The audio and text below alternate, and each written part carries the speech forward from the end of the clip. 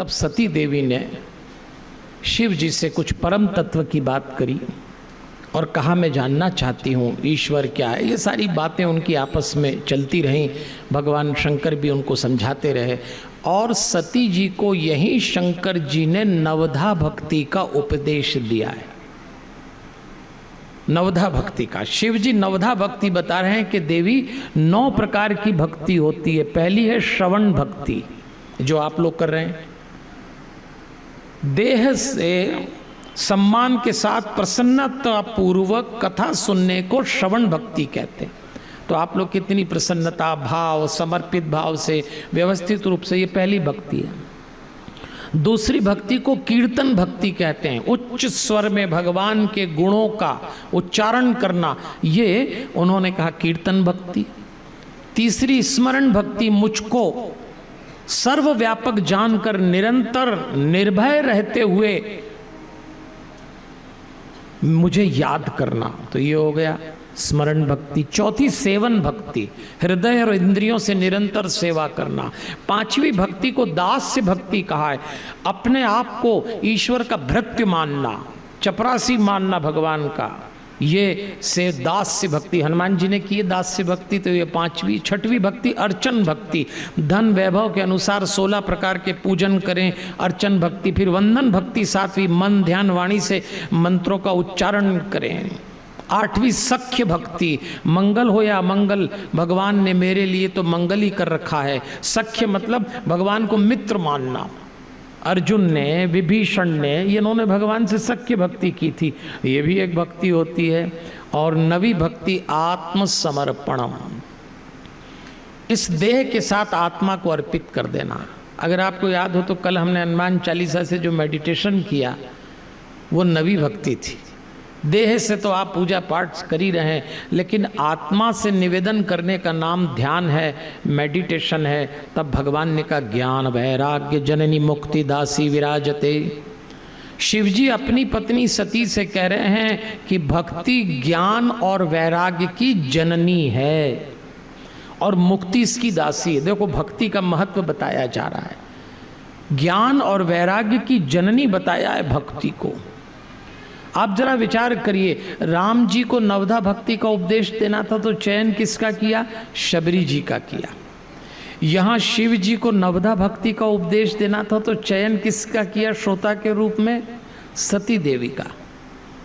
क्योंकि भक्ति स्त्रीण चित्त का विषय है, पुरुष चित्त से भक्ति नहीं हो सकती। इसलिए माताओं बहनों के जीवन में भक्ति अधिक आसानी से उतरती है। पुरुष चित्त इतनी आसानी से भक्ति नहीं कर सकता। और यदि किसी पुरुष के जीवन में भक्ति उतरे तो मान के चलना उसका चित्त स्त्रीण होने जा रहा है। आप देखना, पति पत्नी मंदिर जाएं, दोनों जोड़े से खड़े हों भगवान के सामने, तो जो पुरुष है, जो पति है, वो इधर उधर देखेगा, पंखा किसने दान किया, कुर्सी किसने दान की, पंडित जी क्या कर रहे हैं। वो खोपड़ी उनकी अलग ही चलती व्यवस्था में। पहले तो जाते ही नहीं, कई तो पकड़ पकड़ के ही ले जाती, चलो चलो। यहाँ भी कई पति फंसे हुए होंगे। हाँ, उनकी घरवाली बोल रही है चलो, 2 अकल आएगी सब। यहाँ कोई आ रहा है क्यों? माताएं बहनें अपने उत्साह से आती हैं।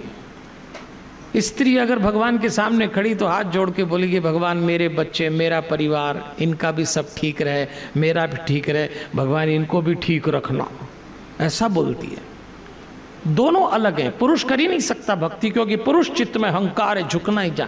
स्त्रीण स्वभाव ही ऐसा है कि उसमें भक्ति का जन्म होता है।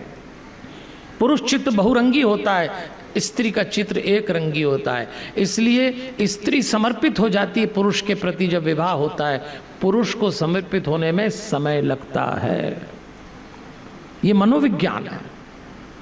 तो शिवजी अपनी पत्नी सती को समझा रहे हैं और हम भी ये समझते चले हैं। अब एक दिन एक घटना घट गई, इसलिए स्त्रियों के चित्त में भक्ति तो उतर आती है, पुरुष चित्त में भक्ति देर से उतरे, क्योंकि अहंकार है।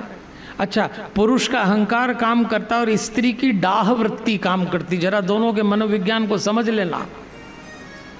पुरुष का अहंकार है तो गुस्सा जल्दी आता है। स्त्री के भीतर एक वृत्ति होती डाह वृत्ति, अकारण सोचना, अकरण देखना, इसको डाह वृत्ति कहते हैं, तो होती है। अब आप देखो, एक हमारे यहाँ परिवारों में बड़ा प्यारा रिश्ता होता है सास बहू का। इन दोनों के बीच का अध्ययन करो आप रिश्ते का, तो बारीकी से आपको न मालूम क्या क्या निकल के आ जाएगा। निभाती हैं लेकिन फिर भी खुद ही जानती हैं क्या। और भारत में माताओं बहनों के साथ तो बहुत ही दिक्कत है। जब ये बहू बनती हैं तो इनको सास अच्छी नहीं मिलती, और जब ये सास बनती है तो इनको बहू अच्छी नहीं मिलती। अब करो क्या है? हाँ, अभी समझ में आया तो ताली बजाओ। प्रॉब्लम है भाई, इसको घर जाके सोचना, ये अखंड समस्या है। तो सास बहू का करो क्या? एक बार भगवान ऊपर बैठे हुए तो यमराज भगवान के पास गए कि भगवान एक व्यवस्था बड़ी गड़बड़ हो रही है। भगवान ने कहा क्या गड़बड़ हो रही है? बोली ये धरती पे आजकल माताएं बहनें इतना उपवास करती हैं, करवा चौथ और कौन कौन सा उपवास करती हैं पति की लंबी उम्र के लिए। बोले उनके उपवास के कारण यम लोक की व्यवस्था गड़बड़ा गई। तो भगवान ने यमराज से पूछा तुमको क्या दिक्कत है वो उपवास करती हैं? बोले उनकी उम्र बढ़ रही है, तो मरने वालों का औसत संतुलन बिगड़ गया। आदमी लेट मर रहे हैं, अब ऊपर मर मर के आदमी आ ही नहीं रहे, तो हमको वापस सप्लाई करने में दिक्कत पड़ रही है। और ये भगवान ने कहा ये तो बड़ा दिक्कत हो गया। तो भगवान ने कहा देखो इसका कुछ रास्ता निकालते हैं। तो भगवान ने हनुमान जी को बुलाया कि तुम तो धरती पे बहुत घूमते हो, घर गृहस्थी वाले तुम्हें बहुत पूछते हैं। यमराज की समस्या ये आ गई कि इतना उपवास कर रही हैं स्त्रियां कि आदमी को मारने में दिक्कत आ गई, आदमी की संख्या ऊपर कम हो गई, मर के ही नहीं आ रहे, तो संतुलन बिगड़ रहा है। तो हनुमान जी ने सलाह दी कि आप चिंता मत करो, जितनी स्त्रियां पूजा पाठ कर रही हैं उनको एक स्कीम लागू कर दो। क्या स्कीम लागू करो? तो वो उपवास तो ये कर रही हैं कि अगले ही जन्म में यही पति मिले, क्योंकि उपवास ही इसलिए कर रही हैं तो भगवान कहेंगे दे देंगे। लेकिन हनुमान जी ने कहा एक शर्त लगा देना, अगले जन्म में पति तो वो ही मिलेगा पर सास भी रिपीट हो जाएगी। अब गई कईयों ने उपवास छोड़ दिए, क्या ये स्कीम नहीं चलेगी। सास बहू का रिश्ता देखो, आपकी बात नहीं कर रहा हूं, यहां तो जितनी सास बहू बैठी क्या प्यारी हैं। आपका टेंशन, आप तो ताली बजाओ एक दूसरे के लिए, आपको क्या समस्या? आपको कोई थोड़ी प्रॉब्लम है।